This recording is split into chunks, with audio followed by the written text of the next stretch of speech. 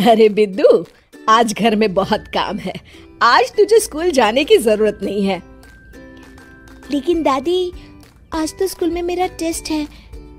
अरे एक दिन स्कूल नहीं जाएगी तो ऐसी कौन सी तेरी कलेक्टर की पढ़ाई छूट जाएगी। ऐसे भी मैं देख रही हूँ आजकल तो बड़ी ढीठ हो गई है।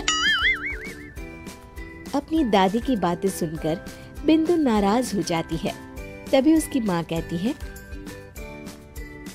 अरे बिंदु, इतनी छोटी बात पे मुंह फुलाने की क्या जरूरत है।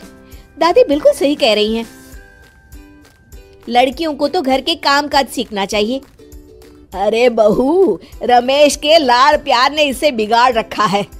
कम से कम तू तो मेरी बात समझती है। अच्छा, मेरी पूजा का समय हो गया है, मैं पूजा करने जा रही हूँ। इतना कहकर रमेश की माँ वहाँ से चली जाती है। इस तरह बिंदु की दादी और माँ दोनों अक्सर उसे घर के कामों में ही उलझा कर रखते थे। कुछ दिनों के बाद राजू और बिंदु के 10वीं के रिजल्ट्स आते हैं। दोनों बच्चे दादी को अपना अपना रिपोर्ट कार्ड दिखाते हैं। शाबाश मेरे लाल, तू तो बड़े अच्छे नंबरों से पास हुआ है। तभी बिंदु कहती है, दादी मैं भी अच्छे नंबरों से पास हुई हूँ।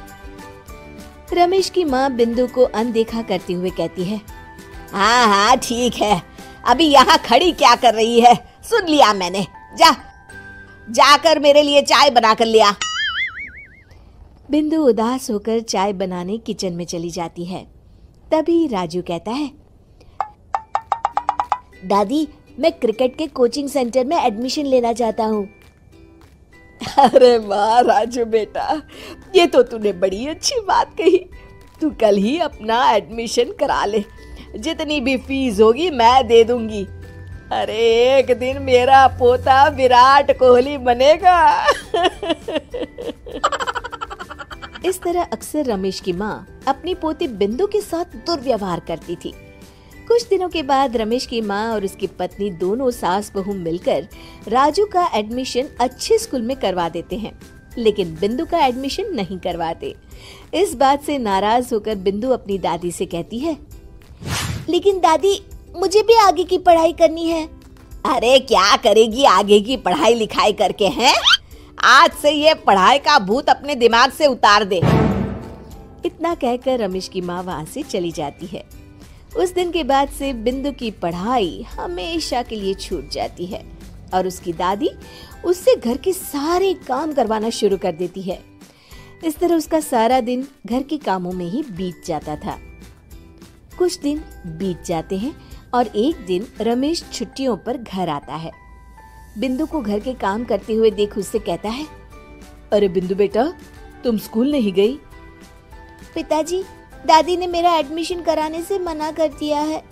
वे कहती हैं घर पे रहकर घर के काम करना सीख। अपनी माँ का ये बर्ताव देख रमेश को बहुत गुस्सा आता है और वो अपनी माँ से कहता है, माँ ये तुमने क्या किया? आगे की पढ़ाई के लिए स्कूल में बिंदु का एडमिशन क्यों नहीं करवाया? अरे बेटा, लड़की जात है, ज्यादा पढ़ लिख कर क्या करेगी?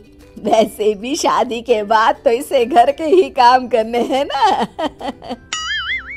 तुम किस जमाने में जी रही हो माँ? अगर कल्पना चावला के घर वाले भी तुम्हारी सोच के होते तो क्या वो पूरी दुनिया में हिंदुस्तान का नाम रोशन कर पाती? इसका स्कूल छुड़वाकर तुम इसका भविष्य बर्बाद कर रही हो, लेकिन मेरे रहते ऐसा नहीं होगा। बिंदु बेटा, कल ही तुम्हारा एक अच्छे स्कूल में एडमिशन करा दूंगा। तुम जितना चाहे उतना पढ़ो। मेरे होते हुए तुम्हें किसी बात की चिंता करने की जरूरत नहीं है। अपने पिता से हौसला पाकर बिंदु खुश हो जाती है और कहती है, जी पापा, मैं खूब मन लगाकर पढ़ाई करूंगी और बड़ी होकर डॉक्टर बनूंगी। ये हुई ना बात। शाबाश मेरी बेटी। शिक्षा, लड़का हो या लड़की, हमें दोनों को आगे बढ़ने का मौका देना चाहिए।